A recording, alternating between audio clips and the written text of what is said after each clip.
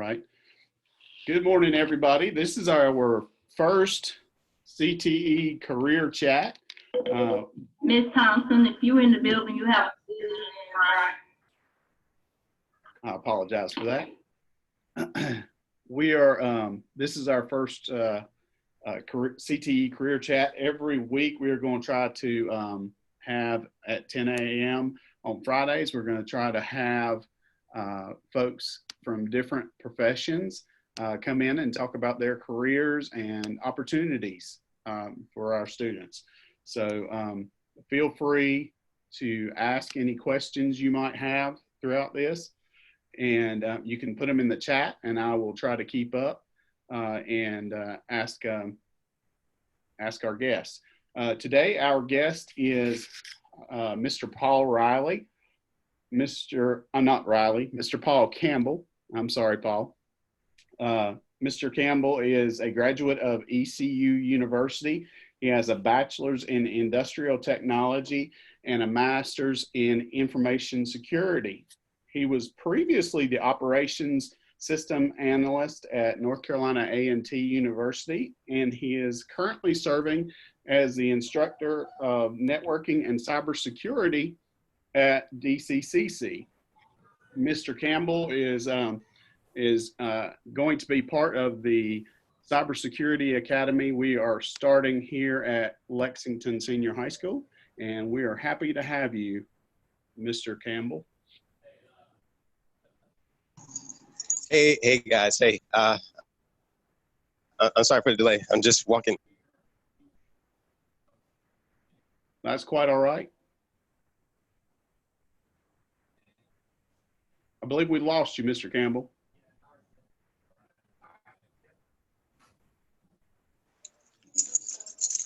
Hello? We can hear you now. Okay. All right, hold on. Give me one moment, please. Trying to get to my office. Okay. All right. Okay, sorry about that. That's okay. All right.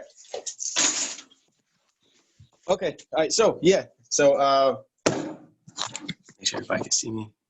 Okay. All right. So hey, how's everybody doing? Let's see who we all have here. Hey, Nicole. Okay. Yep. Can you see the chat, Mr. Campbell? Right now I'm on my phone. Let me see. I can. Oh, that's okay. I can read them to you. Miss Piggott says, thanks for being here today. Oh, no problem. Well, yeah, so I guess let me tell a little bit about myself. So currently right now I'm at Davidson County Community College. I am faculty here teaching networking and cybersecurity. With our program, we really want to push our students to become familiar with how things work in the IT field, especially around networking and cybersecurity. Our guests are, how can I put it? I guess the main part that we really want our students to become familiar with is with Cisco, with how to operate with Cisco networks. So with that, we go through Cisco Academy, NetAcad, and with that, that's 3 courses that students take. And with that, by the end of those 3 courses, the students should be ready to go ahead and take the CCNA. And so our courses help prepare students for that. Because we know, especially when it comes to networking, Cisco basically is the grand all of all. Now there are other networks out there, like Barracuda, and some other places, other networks. HP has a couple of switches also, but mainly Cisco is known worldwide. Is one of the most popular network systems out there, and so we prepare our students to obtain jobs in that type of field. But not just only networking, but we also have students who are also focused on security. So we let them become familiar with Linux, with the Windows operating systems. And with that, understanding how file systems, networks, securing a system, recognizing when the system is being hacked, and just basically being aware of some of the basic stuff of networking and basic stuff for cybersecurity. So with that, we have students, I know in our class, we have high school students, we have first time coming college students, and we also have those who are who have worked and then coming back to school. So our demographic of students is wide. So it's from a wide range, from high school to those who are basically coming out of retirement. And with that, we try to make things available, trying to assist our students as much as possible to help them to be successful. Some, after they finish our program, some go directly straight to work. Some go to a university to obtain their bachelor's degree and hopefully further on to their master's. And so with that, we just kind of offer a different choice for our students to pursue. So, but yeah, I mean, I guess with that, I guess is there anything else specifically that you guys have any questions about or concerns or? Can you talk a little bit about all the career opportunities that your students will have out there in the IT field? Okay, well, when it comes to the IT field, so it's wide. It's very wide. But basically, what I tell my students is kind of find your niche, be comfortable. Well, know what you like and become aware of it. We have those who do pursue careers in networking. There's also cybersecurity, as I had said before. Then there's also those who pursue basically. A parent lady. I'm sorry, say it again. That was an announcement. What here? Oh, okay. Sorry. That's fine. But as for fields in the IT field, networking, cybersecurity, there's tech support. You have your help desk. You have your desktop support. Basically, those who are familiar with A+ and Network Plus. Basically, those troubleshooting skills. We also have in the IT field those who are database experts. We have those who are coders, basically those who are familiar with and comfortable with Java, C++, Python, PHP, and that also kind of reaches into web development. And we also have those who can develop websites. And now we think about websites not just on the graphical side, but then also from the back end, because you have to build a website, you have to make it secure, you have to make it strong, and you have to realize when somebody is coming in messing with stuff. So with that also falls in line a little bit with cybersecurity and other IT fields. That also includes we also have project managers. So with project managers, you don't have to know everything, but you got to have the skill to know how to operate and work with people and how to manage people. So with that, with being a project manager, you know just enough about the technology, but then also you need to know more as to how to work with people and how to get them to do the job and to do it well. Other aspects that are out there, there's also, there's a lot more out there. There's like mainframe. So when people say mainframe, they think, oh, that's old technology. Yes, it might be old. It's been around for years and years and years, but think about this. It's one of the most secure systems out there. How many people do you know have a mainframe? And how many people do you know can break into mainframe? Very, very, very little. So that structure has been around for years and years. And there are so many companies out there who are looking for people to come in, especially the new, younger people who are coming up through our education system.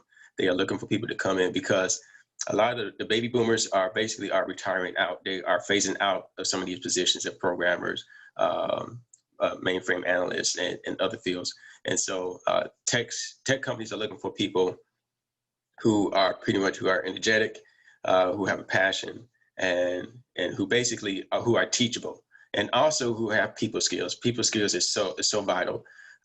When people think of a tech or an IT person, they usually think of a person who's kind of standoffish, who's kind of a loner. Yes, there are some people who are out there like that, but then there are people out there who enjoy being around people and working with people. And matter of fact, well, employers are definitely looking for somebody who has that middle ground, somebody who has enough technical know-how and also who has the know-how and ability to work with people and work well with people. So like whenever you talk to your students, please stress that people skills are important because that can make a difference between somebody getting a job and not getting a job. During my career over at A&T, I was a system analyst there, and I worked with the College of Science and Technology, so that was 9 departments that I supported, and so I was in charge of their labs, worked with faculty and staff with their research, help students with their issues, and so with that, throughout my years there, I've learned that people skills are very, very vital in IT, because if you have somebody who might be smart, they know the technology, but they can't get along with folks, nobody wants to work with them. So with that IT field is wide open, and it continues to grow, and there are more jobs that are being developed, and more jobs that are coming out there that I said within the next 4 or 5 years that we may not have really thought about it, but they are being created and they are coming out. So any other questions, any other concerns, or? Any students out there? It sounds like there's loads of opportunities. Oh yeah, there is.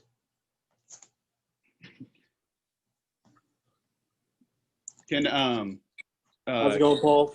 Okay, go ahead. Hey, how's it going? Paul was actually my mentor when I was at A&T as a student. Yeah. He's actually the guy that actually pushed me to have the love for IT. So I will say this to all the students that are here. These opportunities are so incredible. Like, this industry is growing by the day.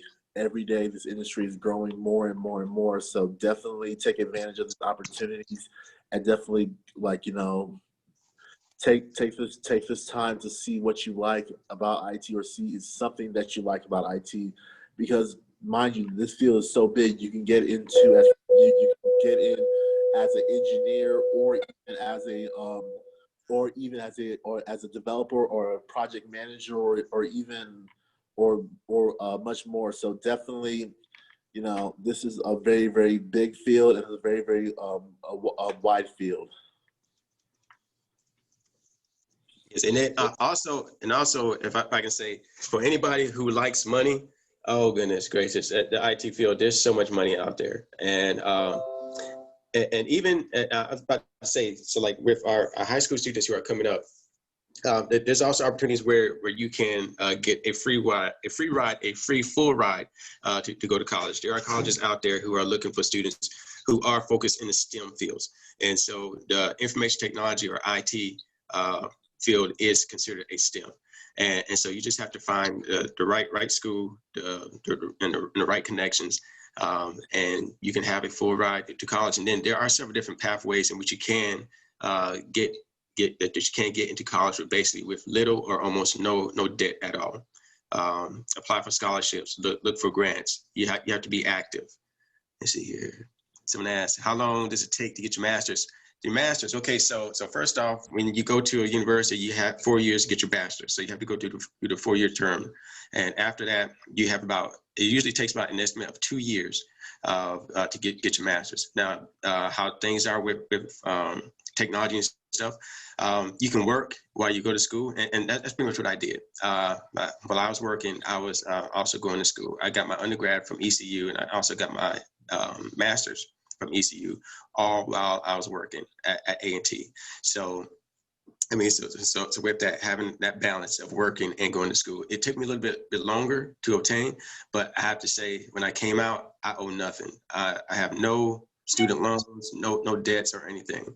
So I mean, so there are formulas in which you can figure out, which you can use to help minimize the debt.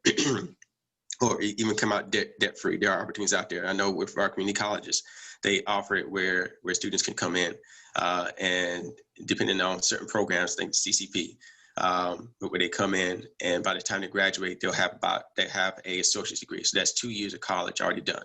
And when they transfer over to a university, so pretty much you're coming in as a junior. Now, one thing I would say this. For students coming into a college, the first 2 years, the freshman and sophomore year, is the hardest year.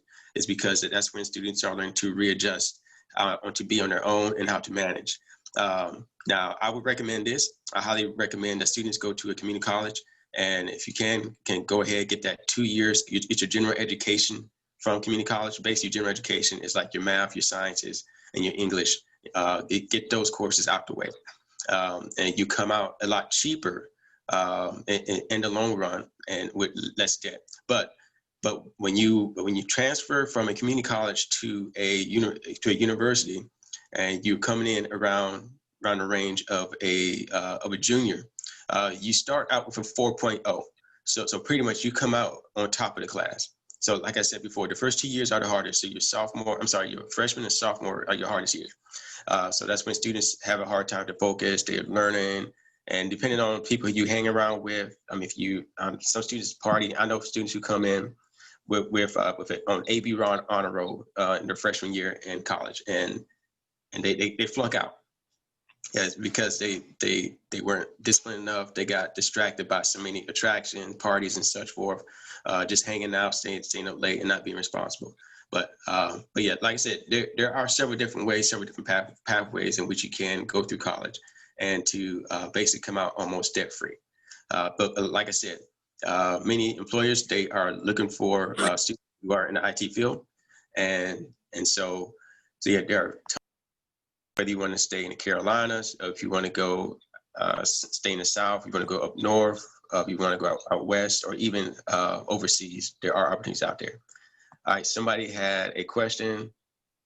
Let's see, can you get scholarships? Yes, there's always scholarships. And how much does schooling cost? Okay, so schooling costs. So with that, you have to look at your research. I suggest this. I know some people have preferences of schools that they want to go to, whether it's because of it's a football team or whether because it's of prestige. A lot of people want to go to UNC Chapel Hill. A lot of people want to go to NC State. A lot of people want to go to Duke. But let's be honest, everybody's not able to get into those institutions. If you don't have the GPA, if you don't have the SAT scores, the ACT scores, you would have to find another route. So each school has a little bit of different as for how much tuition costs. You're probably looking at, let me see, for about 1 full year from the fall to the spring semester, you're probably going to spend at least about almost $10,000. So, and that is that's paying for tuition and if you were to stay on campus. There are formulas out there which you can come out a lot easier on the pockets.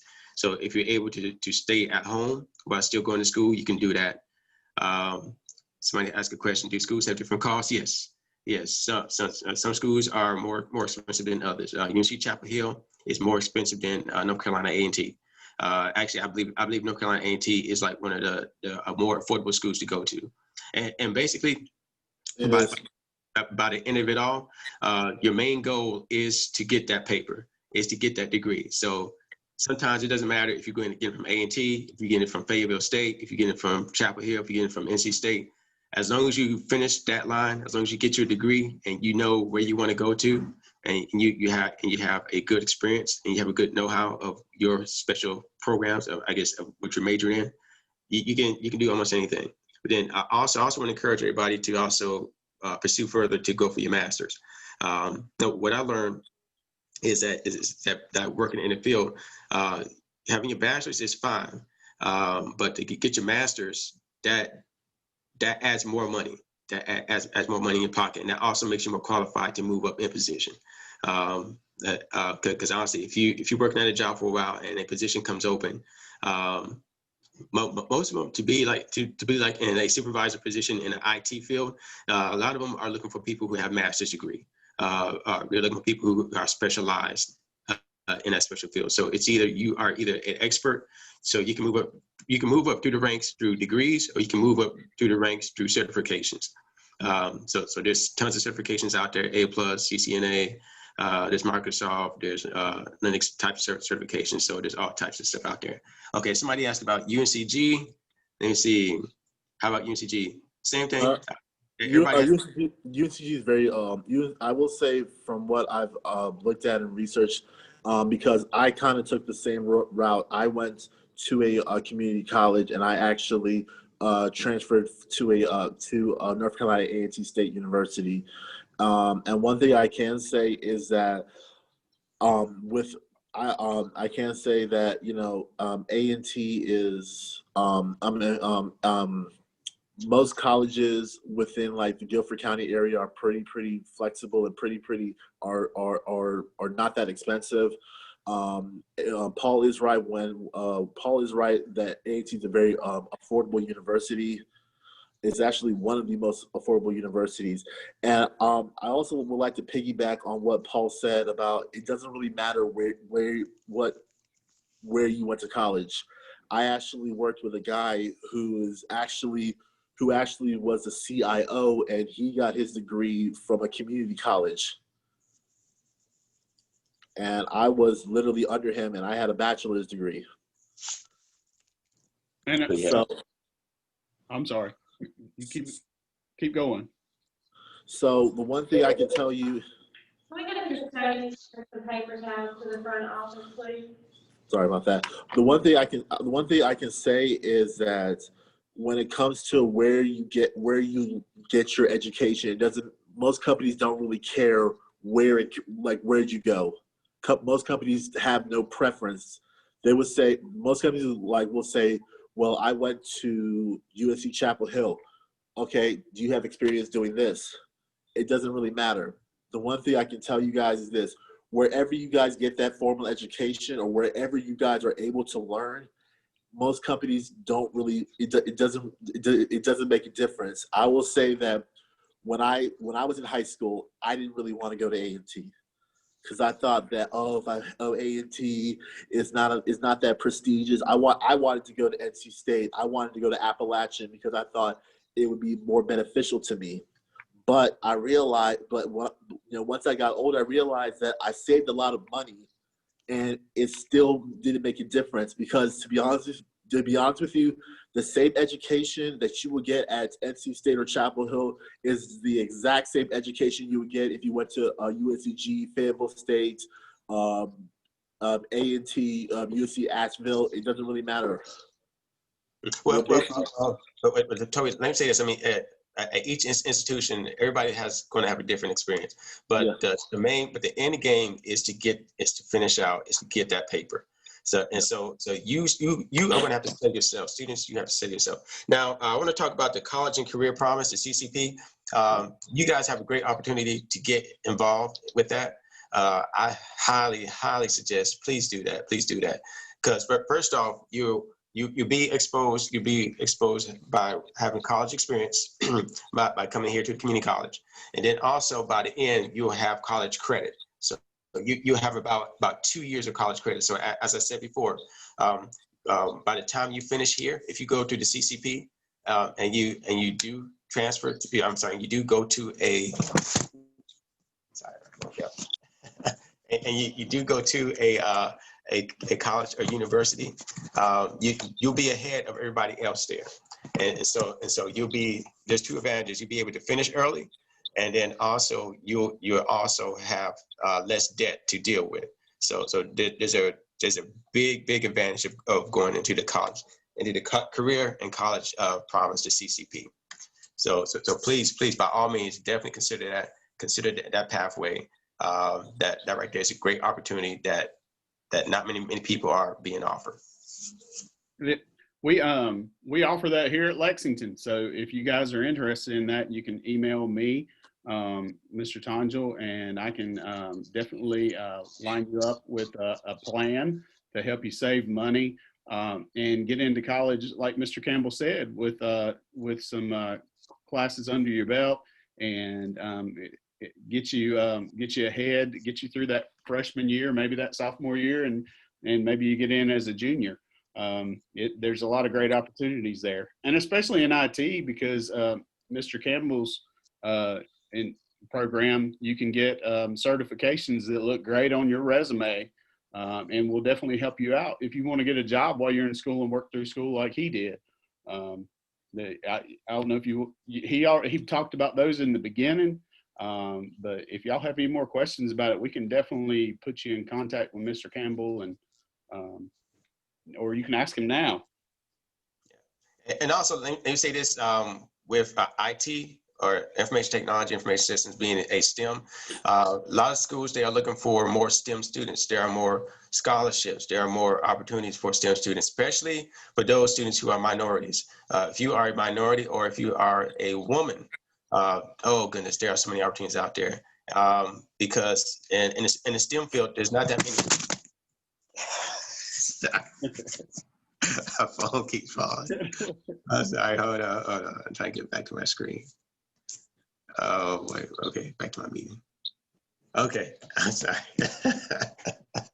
Okay, all right, so sorry about that, y'all. So, okay, so as I was saying before, there are many opportunities out there, especially for women, especially women of color who are minority women of color. There are scholarships out there. I mean, there's a lot out there, and you just have to ask around. You have to talk to your counselor and see. Talk to the school. Talk to the departments of those colleges that you are interested in. If you are interested in whether it's biology, talk to the biology department. If you're interested in an information systems area, talk with them. Computer science, but whatever. There are opportunities out there. But then also, let me say this now: at A&T, now the majority population at A&T is African American. So for those of you who are Caucasian, you would be considered a minority at A&T, and so you can get a full ride and scholarships by going to A&T, and also vice versa at UNC Chapel Hill or NC State, because those institutions are predominantly white, and so for those who are minority, you can also get scholarships and grants and also and opportunities to go there. At those institutions. So with that, the money is out there. You just have to apply yourself. You have to go and ask. You're gonna have to get up and do some work. And your parents, don't expect your parents, grandparents, uncles, aunts, whoever to do the work for you. Because I mean, of course, they want you to go to college. They want you to do well. But this is your life, and so you have to push yourself. You have to go out there and grab it for yourself. Because if not, you'll be behind, and you'll be wondering like, what if? And you be saying to yourself, I wish I did this, I wish I did that. Please don't set up for failure. That's great advice. Great advice. Couldn't said it better myself. Oh, let me add another thing to the talking about the Career and College Promise, which is free classes that you can get college credit. But what I was going to say, piggybacking on the scholarships, is that from my experience, I've noticed there are a lot of scholarships out there in program areas, like for instance, in the IT field for students that are sophomores or juniors even, that have basically shown in their track record that they are good college students and are able to work and are committed. There's a lot of money for out there for those students with going in with some college credit. So it could really help you guys in lots of different ways to get college credits while you're still in high school. Yes, and even if college is not quite on your radar yet, still going through the going through the college, and career and college program, CCP, that still prepares you for work. So I know everybody has their own different unique needs, their own set of situations that you're going through. So if college is not on your radar for right now, still go through the CCP. Go through that program so that it helps you to be more qualified for those jobs, for those positions. Because like I said, with us, we focus on Cisco and cybersecurity. And so you can come out directly from community college making at least starting at 35K, even 40K and up. Now with these networking jobs, you're gonna start seeing you can be paid up to 45, 50, 60K and above. But you have to sell yourself. You have to be confident with the material. You have to be confident with yourself, and you have to have that right balance of technology and working with people. So I just like to reiterate what you're saying right there, so they understand. You're saying that if those students go through your like network security program and they get certified, that they can come out making what a lot of people do whenever they graduate from a 4-year school. Exactly. You can. You can. You can. That's quite Okay. an opportunity. You can. Are there a lot of local opportunities in the Greensboro, Winston, in this area for Yes. these type of? There are. Now you may have to go to places like Greensboro, Winston-Salem, maybe even Raleigh, Charlotte. But even here in the Lexington area, in Lexington-Davidson County area, there are some places you can work for the city, you can work for the county. Now, a lot of them, they're looking for people who have experience. But with you coming out straight out of school, and many of you may see that there are temp positions. So with a lot of these companies around here, not just around here, but just companies, they bring people who are temporary. So you come in, you work maybe like about 3 months, 6 months, maybe a year. And with that, you work in that type of environment, you become familiar with technology, with the know-how. And then usually when you're working under contract as a temporary employee, you then move on to another opportunity. So working through that, you become more, how can I put it, more a roundabout person. And you become more exposed to different technologies. You become more familiar with different work environments. You become more familiar with different work people. But to find those jobs that are full-time and that pay with benefits, those are a lot harder to find these days. But you can easily find temp jobs, like I said, in which you can work for like 3 months, 6 months, maybe a year. But don't look down on those, because those offer more money up front. But then also you also have a good chance to be exposed to different technologies. Good advice. Thank you. Does anybody have any more questions?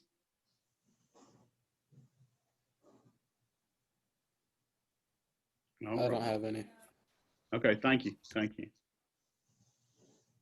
Well, Mr. Campbell, we want to respect your time. If you have anything more you'd like to say, this was a great, great opportunity for us to talk to you today. And I think hopefully we all got a lot out of it.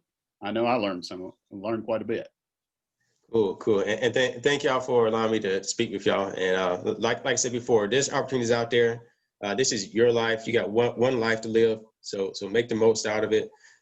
Video games are fun. Hanging out is fun. But investing in your life, investing in your time, investing in your education, that is your choice. And so please be wise about it.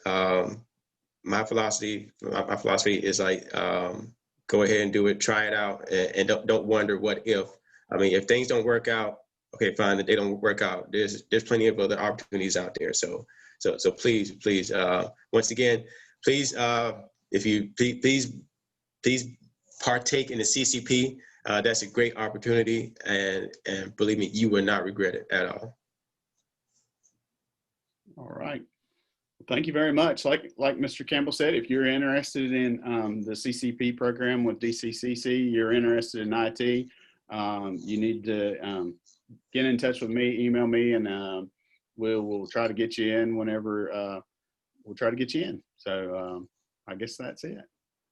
All right, cool. Thank you, Mr. Campbell. Thank you. You have a great day. Thank you. You too. Thank you.